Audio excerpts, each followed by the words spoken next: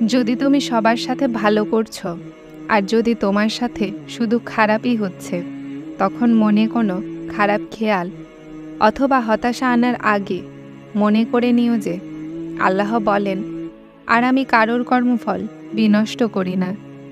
রাসূলে করিম সাল্লাল্লাহু আলাইহি ওয়াসাল্লাম বলেছেন, যে কোনো মুমিন অথবা মুমিনাতকে কষ্ট দেয় অথবা যদি কেউ তাদের ওপর এমন অপবাদ দেয় যা সে করেনি, আল্লাহ তাকে আগুনের শিখা দ্বারা শাস্তি দিবেন। মনে রেখো, এই দুনিয়া হলো কর্মফল।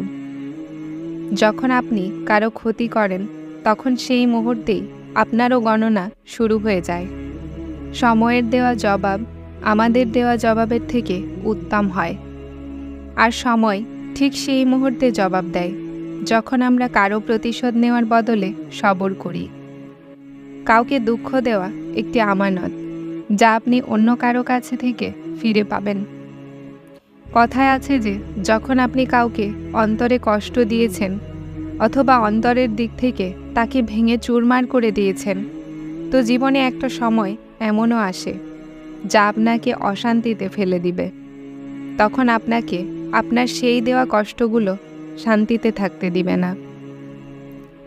তারপর হোক সেই ব্যক্তি অভিশাপ দিক বা না দিক, গুনাহ বোবা হয় না।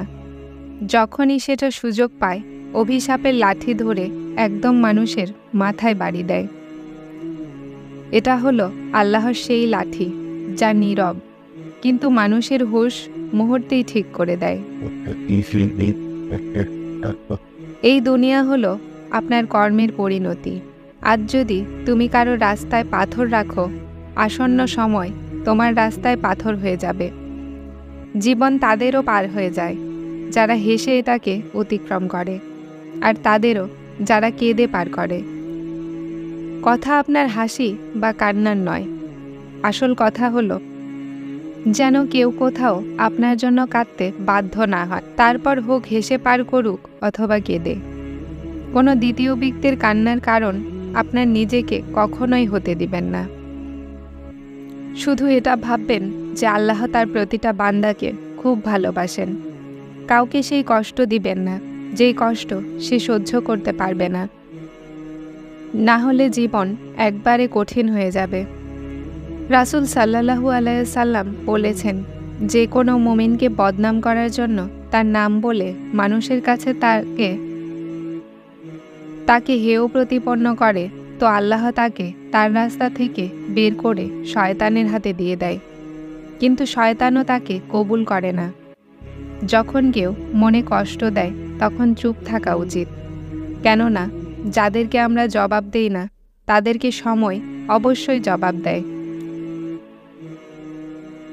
যে মানুষগুলো আপনাকে কষ্ট দিয়েছে, আপনি যদি তাদেরকে মাফ না করতে পারেন তাহলে ভুলে যান। নিজের সমস্যাগুলোকে আল্লাহর হাতে ছেড়ে দিন আর হাসি খুশি থাকার চেষ্টা করুন। আর এই বিশ্বাস রাখতে শুরু করুন যে যা জমিনে হয় না সেটা আসমানে হয়, অবশ্যই হয়। মনে রাখুন, সমস্ত চালাকি আর বুদ্ধিমত্তা এই দুনিয়াতেই আছে। একে বোকা বানালাম, ওকে বোকা বানালাম, তাকে মিথ্যা বললাম, তাকে ধোঁকা দিলাম। কিন্তু মনে রাখুন, যা কিছু আপনি করছেন তা বাতাসে উড়ে যাচ্ছে না, বরং ফেরেশতারা তা লিখে রাখছে, আর আল্লাহ তাআলা দেখছেন। নীরবতার চেয়ে বড় অভিশাপ আর কিছুই নেই। যখন বান্দা বলে তখন কুদরত চুপ থাকে, আর যখন বান্দা চুপ হয়ে যায় তখন কুদরত প্রতিশোধ নেয়, আর কুদরতের প্রতিশোধ খুব ভয়ানক। কেন চিন্তিত হচ্ছ? যদি তোমার সাথে কেউ খারাপ করে সুখে আছে তো? তুমি কি শোনোনি? আল্লাহ বলেন, তোমার রব ভোলেন না। অন্যের ঘরে আগুন লাগানোদের ঘরও আগুনে জ্বলে যায়। আল্লাহ তাআলা কোরআনে তোমাকে বলেন, তোমাকে সেটাই ফিরে দেওয়া হবে যা তুমি করো।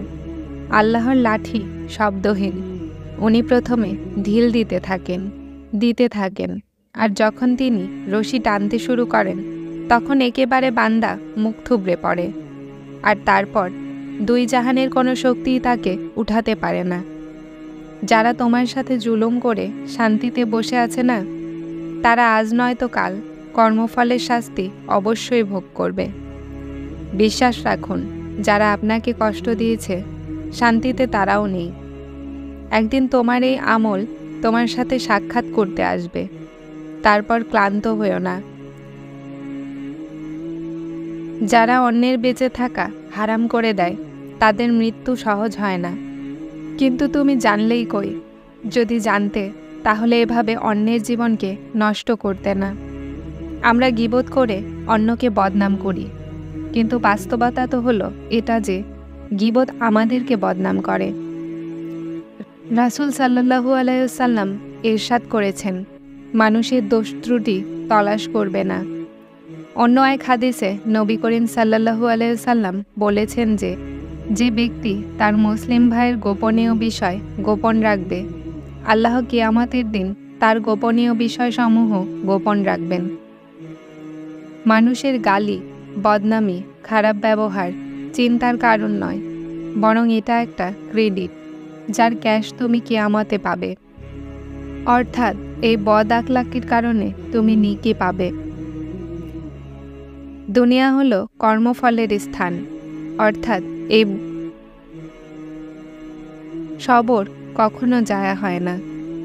হয়রানির কথা হলো কারো একটা কথার জন্য জীবন বরবাদ হয়ে যায়, আর সেই মানুষের জন্য বদনামি শুধুমাত্র 4 মিনিটের আফসোস হয়।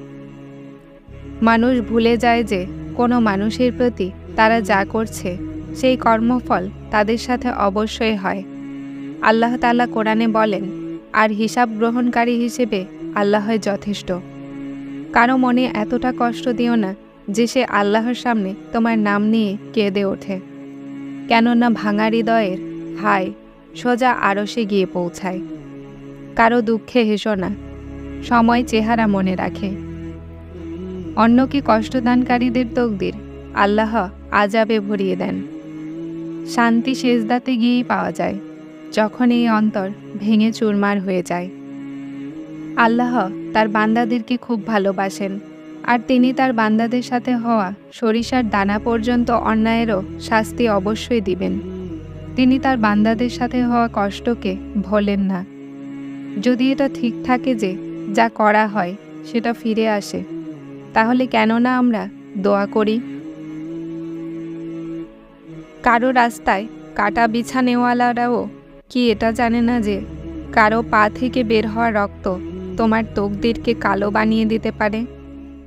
এটা মনে রেখো, আল্লাহর কাছে প্রতিটা জিনিসের হিসাব আছে।